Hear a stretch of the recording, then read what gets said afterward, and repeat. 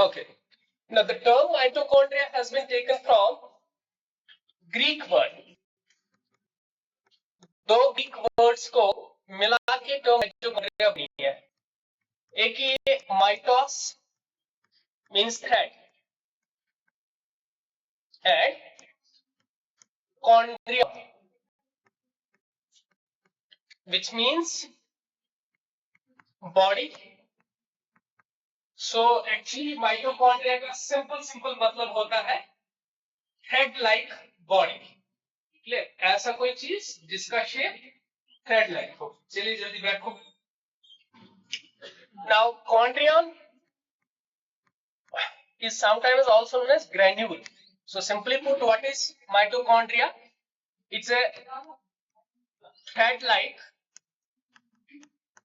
Granule या threaded granule होता है. इसका लिटरल मीनिंग माइटोकॉन्ड्रिया का टिपिकल या लिटरल मीनिंग क्या है? Threaded granule. नाउ माइटोकॉन्ड्रिया बार बार पढ़ते आ रहे हैं इस चीज को. it is associated with mitochondria is associated with energy production.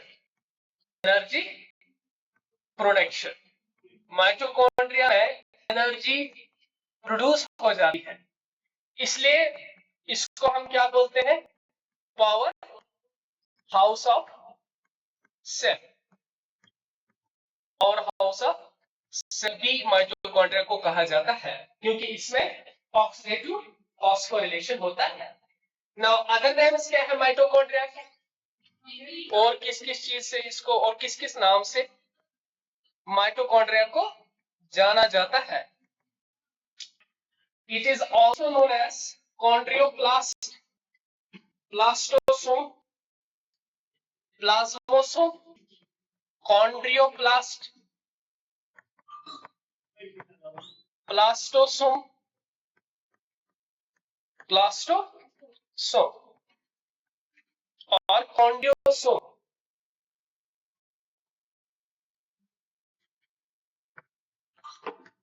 Plasmosome.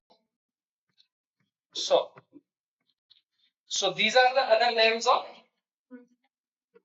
mitochondria. Plastosome, plasmonium, plastosome. Okay, then chondriosome, chondriosome. These are the other names of mitochondria. Clear? Now mitochondria present. These are present in कहां पे पाए जाते हैं? They are present in all eukaryotic cells except eukaryotic cells except mature mammalian organisms.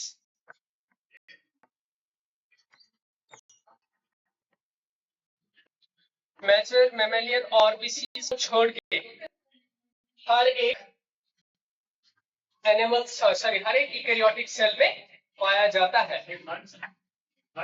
Yes, except mature mammalian ऑर्बिसीज. Now their number. पहले size पे आते हैं. साइज कितना होता है?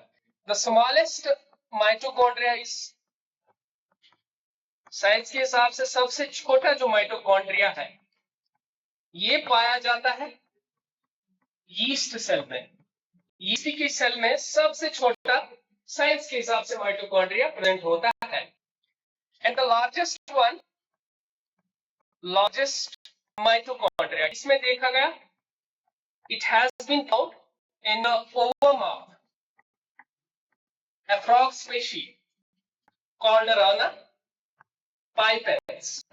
This is a frog species. जब भी आप साइंटिफिक नाम लिखोगे हमेशा इसको अंडरलाइन सेपरेटली करोगे.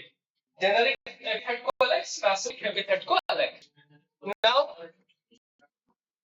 Number. Their number varies according to the function of cell.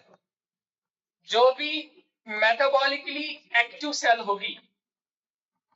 अगर कोई सेल मेटाबॉलिकली एक्टिव है तो उसमें ज्यादा नंबर ऑफ माइटोकॉन्ड्रिया पाया जाता है। या metabolic active means energy production जिसमें ज्यादा होगी, वो वाली सेल जिसमें एनर्जी ज्यादा चाहिए, तो उसमें माइटोकॉन्ड्रिया का नंबर ज्यादा होता है। So they are found in more in metabolically active cells. Now one mitochondria number के हिसाब से, वन माइटोकॉन्ड्रिया, एक ही माइटोकॉन्ड्रिया देखा गया है बहुत सारी सेल्स में, जिससे सबसे जो एग्जाम्पल आती है that is the chlorella. Chlorella एक ऑर्गेनिज्म है जिसकी सेल में सिर्फ एक माइटोकॉन्ड्रिया पाया जाता है। एंड सबसे ज्यादा नंबर के हिसाब से अबाउट 5 लाख माइटोकॉन्ड्रिया पाए जाते हैं flight muscle cells of insects. अब फ्लाइट मसल्स को जब इंसेक्ट फ्लाई करेगा तो उसको बहुत सारी एनर्जी की जरूरत पड़ती है। That energy supplied by these mitochondria. कितने पाए जाते हैं? अप्रोक्सीमेटली 5 लाख। क्लियर? सबसे यानी 1 से लेके 5 लाख तक हो सकते हैं माइटोकॉन्ड्रिया एक सेल में, यूकेरियोटिक सेल्स में। क्लियर? प्रोकैरियोट्स लेख माइटोकॉन्ड्रिया, हमने पहले ही बोला प्रोकैरियोट्स में माइटोकॉन्ड्रिया नहीं होता है। क्लियर है यहां तक? नंबर साइज वगैरह मैं clear? Now coming to the discovery. सबसे पहले scientist called Altmann discovered mitochondria. Altmann ने क्या किया? He discovered mitochondria. लेकिन जो नाम है माइटोकॉन्ड्रिया का नेम गिवन बाय, इनको नाम किसने माइटोकॉन्ड्रिया दिया? His name is Benda. Benda एक साइंटिस्ट थे, इसने इनका नाम माइटोकॉन्ड्रिया रखा। मैं क्लियर? यहां तक आया समझ? कोई कंफ्यूजन तो नहीं? Now, according to your book, there are 50,000 mitochondria in the amoeba. Amoeba में giant amoeba आता है, याद रखना है। That is called as chaos. ये मैं यहाँ पे लिख रहा हूँ, giant amoeba। आपकी बुक पे लिखा है इसलिए मैं इसको लिख रहा हूँ, called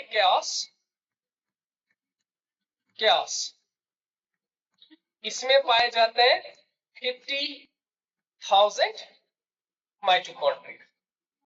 क्लियर? यहां तक आया समझ? Now obviously mitochondria is a double membraneड cellular organelle. It's a double membrane organelle. Am I clear? यहां तक आया समझ? Now coming to shape, mitochondria की शेप कैसी होती? Now you have to remember this, जो माइटोकॉन्ड्रिया है इट्स ए प्लियोमॉर्फिक ऑर्गन। क्या है? Pleomorphic organ.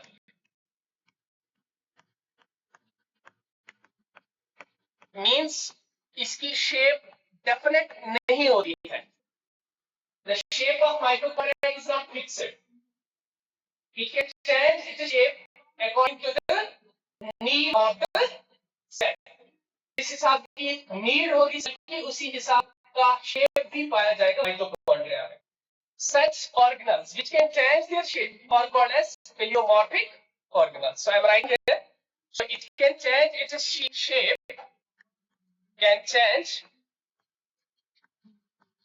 shape, in accordance with the function of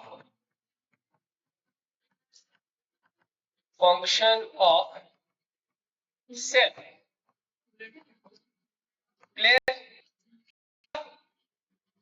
चलिए, नाउ कंपोजिशन। माइटोकॉन्ड्रिया में क्या क्या चीज पाई जाती है? Composition. Mitochondria consists of about, इसमें अबाउट 70% प्रोटीन्स एंड 25 से लेके 30% लिपिड्स। 25 से 30% लिपिड्स माइटोकॉन्ड्रिया में, ठीक है, याद रखना है। Of it is dry weight. Dry weight means water को छोड़ के जो माइटोकॉन्ड्रिया अगर 100 ग्राम्स आ रहा है आपको, उस 100 ग्राम्स में 70% प्रोटीन है एंड 25 से लेके 30% लिपिड्स है। एंड लिपिड्स में कौन से लिपिड्स? फॉस्फोलिपिड्स।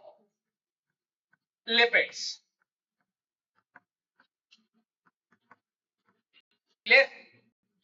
फॉस्फोलिपिड्स इसमें अप्रोक्सीमेटली 90% आ रहा है समझ? ये जो लिपिड्स है ना 25 से 30%, इसमें 90% क्या है?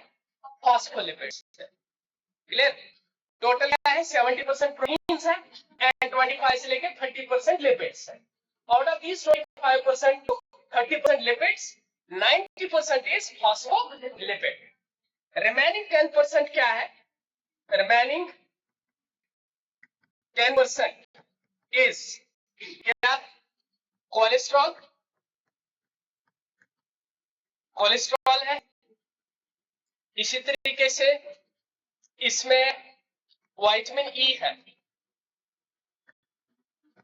क्लियर? सो रिमेनिंग 10% का कंपोजिशन ये है। एम आई क्लियर यहां तक? कोई क्वेश्चन तो नहीं? सबको आया समझ? चलिए, कमेंटेटर्स अल्ट्रा स्ट्रक्चर। माइटोकॉन्ड्रिया का ultra structure, ultra structure. Mitochondria consists of, it has a double membranous covering, है ना? So mitochondria के अल्ट्रा स्ट्रक्चर की बात करेंगे तो इसके पास होते हैं दो membranes. Number first, so we'll say outer, rather ऐसे लिखो, is a double membranous organ,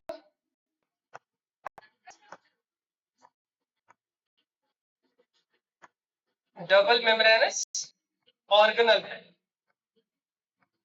That means it has two membranous coverings, दो मेम्ब्रेन की कवरिंग है।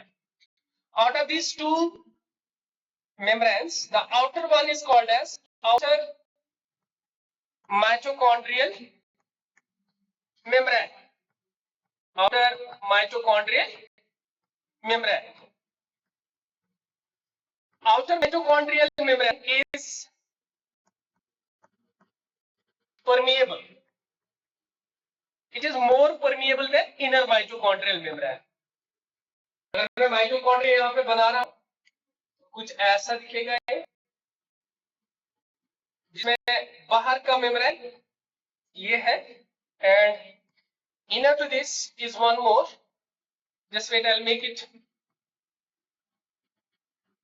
और ज्यादा अच्छे से।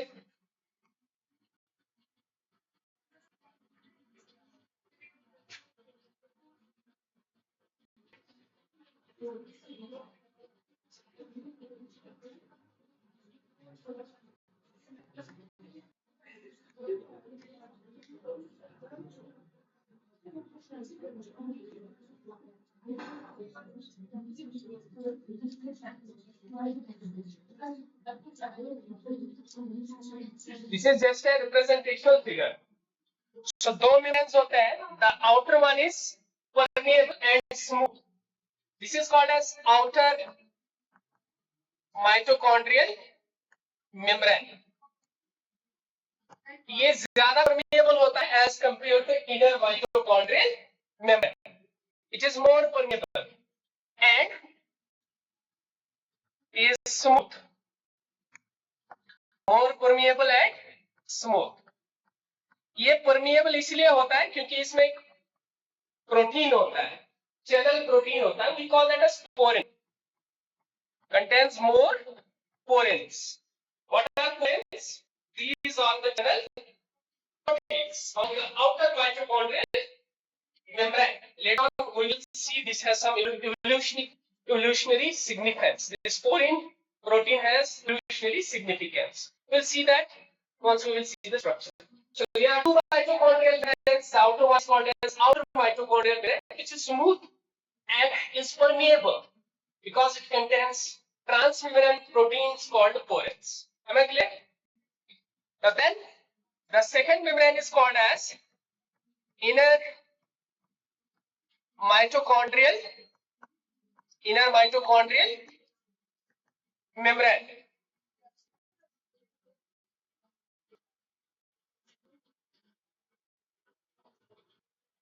Inner mitochondrial membrane. Now this inner mitochondrial membrane is least permeable. Rather, it is selectively permeable. ज्यादा permeable नहीं होता है. बाहर का मेम्ब्रेन फ्रीली permeable होता है, चीजों को अंदर बाहर होने देता है easily. लेकिन inner mitochondrial membrane is highly selectively permeable. Clear? It is not smooth. Smooth नहीं होता है. It is not smooth. It is thrown into folds. ये बनाता है अंदर के साइड में folds. And इन folds को बोला जाता है माइटोकॉन्ड्रियल क्रिस्टल. क्या बोलते हैं? Mitochondrial crystal. जैसे इधर मैंने एक बनाया है, this is what? Crystal. And ये है इनर माइटोकॉन्ड्रियल मेम्ब्रेन. यहां तक क्लियर है? क्या बोला हमने स्ट्रक्चर में? दो मेम्ब्रेन्स होते हैं माइटोकॉन्ड्रिया के ऊपर, outer and inner. Outer smooth, freely permeable, contains porins. Inner selectively permeable, least permeable, and it is not smooth. It is thrown into folds called crystal. Now this space, the space, as a result, as a result, दो spaces बन रही है. एक ये वाली space है, which is present between inner and outer mitochondrial membrane, and the second space is which is inside the inner mitochondrial membrane. This space, ये वाली space, इसको आप बोलते हो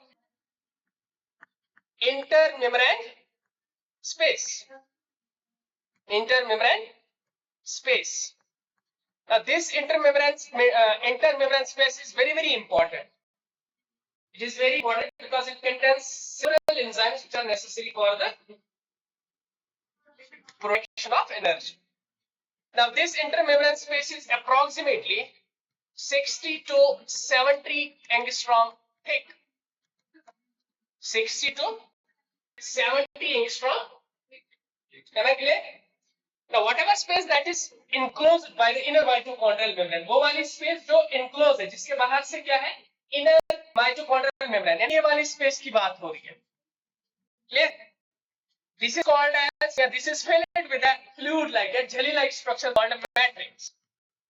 Rather, it is simply called as mitochondrial matrix. Those spaces हैं, intermembrane space and matrix. Am I clear? चलिए, इसको जरा ठीक करो. Approximately 40 से 70%. I'm sorry, 40 से लेके 70%. Sorry, 70 angstrom. Clear? Now, next, the here जो matrix है, mitochondrial matrix, it contains, इसमें present होता है पहला mitochondrial DNA. Mitochondria is a unique organelle, semi-autonomous organelle, because इसका अपना DNA होता है, which resembles that of a prokaryotic cell. Clear? And that DNA, the DNA of mitochondria is called as mDNA. सवाल में m लिखना है, m means mitochondrial DNA. It also contains protein synthesizing machinery called ribosomes. और क्या होता है इसमें? Ribosomes. And इसमें जो राइबोसोम होता है that is prokaryotic type, 70S type. Although 80S ही होता है लेकिन ज्यादातर 70S ही होता है. It also contains enzymes. इसमें बहुत सारे एंजाइम्स होते हैं. ये एंजाइम्स लगते हैं किसके?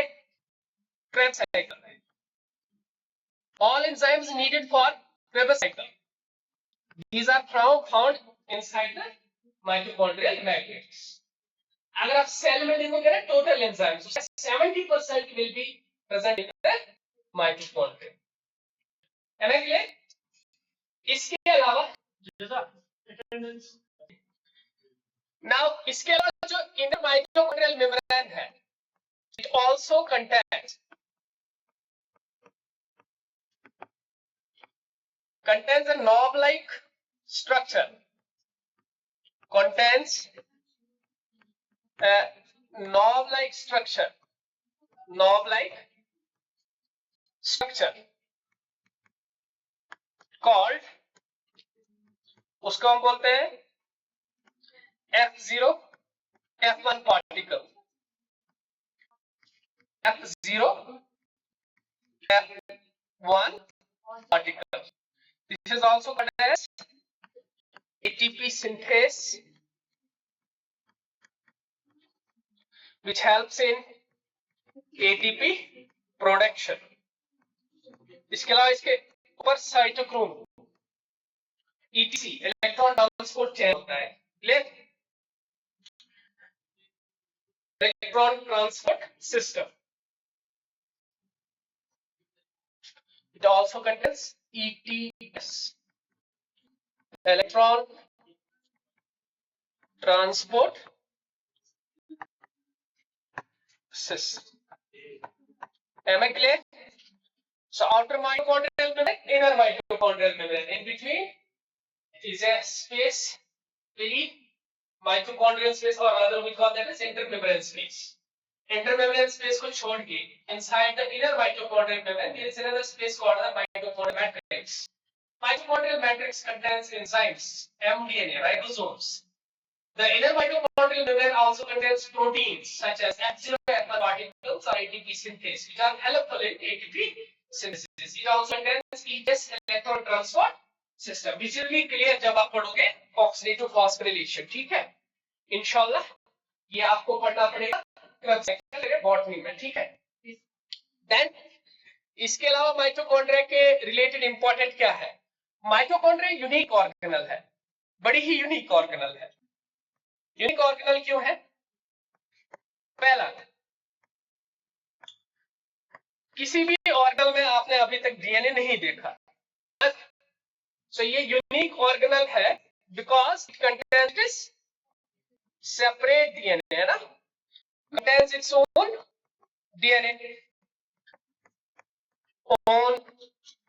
DNA, और इसको डीएनए को क्या बोलते हैं हम? Mitochondrial DNA. और माइटोकॉन्ड्रियल डीएनए सिमिलर होता है to that of the DNA of prokaryotes. Now what is the difference between DNA of prokaryotes and eukaryotes?